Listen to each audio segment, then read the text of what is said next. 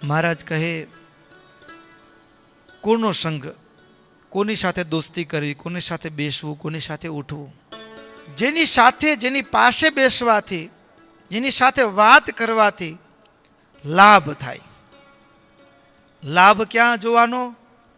તો કે લાભ ભજનમાં જોવાનો. ક્યાં જોવાનો લાભ? ભજનમાં જોવાનો. કે જેની પાસે બેસ્યાથી ભગવાનમાં હેત વધે, ભગવાનના ભક્તોમાં હેત વધે. લાભ જોવાનું પહેલું બેરોમીટર, માપદંડ. બરાબર. બીજું, જેની પાસે બેસ્યાથી, જેની સાથે વાતો કરવાથી આપણે આપણા ધર્મમાં દ્રઢતા વધુ મજબૂત થાય. બીજું માપદંડ, આપણે પૂજા કરતા હોય ને કોઈક સાથે બેસવા ઉઠવાનું થાય ને ધીમે ધીમે પૂજા બંધ થઈ જાય તો એ લાભનો વેપાર, એ મિત્રતા લાભની નથી, એ ખોટની મિત્રતા છે. એ મિત્ર નથી, એ શત્રુ છે. વાસ્તવમાં મિત્ર કોણ છે? ભગવાન સન્મુખ લઈ જાય એ મિત્ર છે. ભગવાનથી વિખૂટા પાડી દે એ કદાચ દેખાવ માણસનો છે, મિત્રતાનો છે. કદાચ આપણે ભેલપૂડી ખવડાવે એટલે આપણે ભાઈબંધ લાગે છે. ફરવા લઈ જાય કદાચ પોતાની ગાડીમાં એટલે આપણે મિત્ર લાગે છે, પણ એ મિત્ર નથી, શત્રુ છે. કારણ શું? તો કે આપણને એવી જગ્યાએ, એવી દિશા તરફ લઈ જાય છે કે જ્યાં પાછા વળવાનો રસ્તો પણ મળવાનો નથી. એટલા માટે મહારાજ કહે છે સમાગમ કોનો કરવો, કોની સાથે મિત્રતા કરવી. અરે કદાચ ભક્તો, હજી મહારાજ કેટલું એમાં પણ ઓળખાણ આપે છે. મહારાજે લોયાના 6 વચનામૃતમાં પણ સંઘ સુધીનું વચનામૃત છે, ત્યાં કને પણ મહારાજે આ જ વાત કરી છે. સ્થિત પ્રજ્ઞોપી, સ્થિત પ્રજ્ઞ હોય.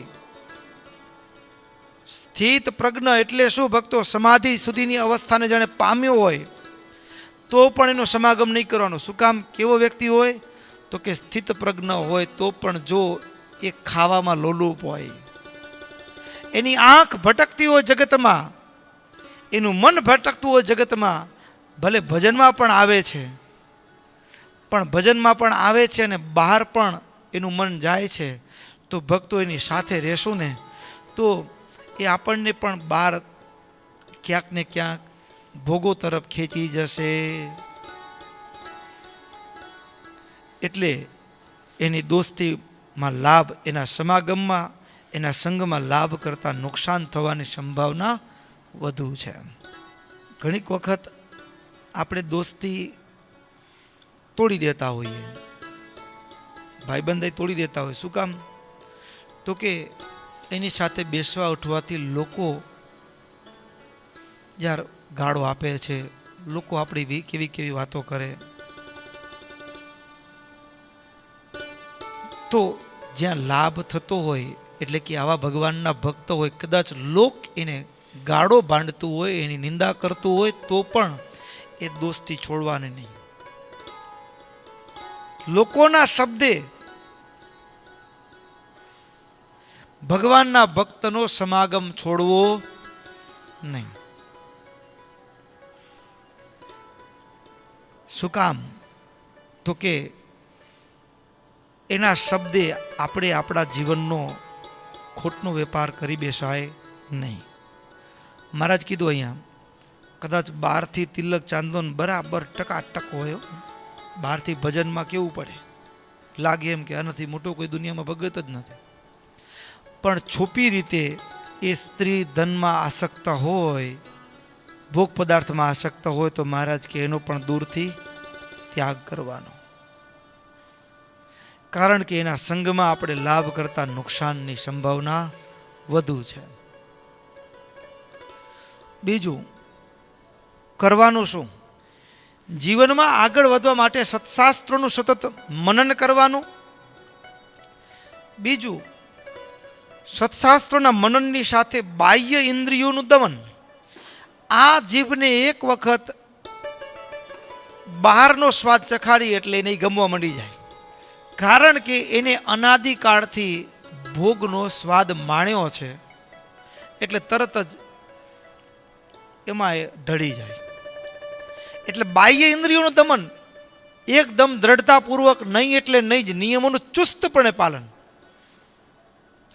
તમે કોઈ જોયું ઇન્દ્રિયો ભોગ તરફ કેટલી ઝૂકેલી છે, એનો કેટલો અભ્યાસ છે, એનો અભ્યાસ કેટલો છે ઇન્દ્રિયોનો ભોગ તરફનો. એને માળા ભજન કરતા શીખવાડવું પડે છે, ભજન કરતા શીખવાડવું પડે, ભજન કરી લેવું કેવું પડે છે. પણ કોઈને આ દુનિયામાં પશુઓને પણ સુધા એ જંગલમાં હરણ કોઈ કે અન્ય કોઈ પશુ બચ્ચાને જન્મ આપે, માદા પશુ, તો એ બચ્ચું એને આપણે શીખવાડવા જાય છે કે બેટા તને ભૂખ લાગી છે, માતાનું સ્તન અહીંયા છે, તું જરાક દૂધનું પાન કરી લે, નહીં તો તારો જીદ્દી ટકશે નહીં. આપણે શીખવાડવા જાય છે, શોધી લે છે ને. કેમ શોધી લે છે? અરે યુગોનો સ્વભાવ છે.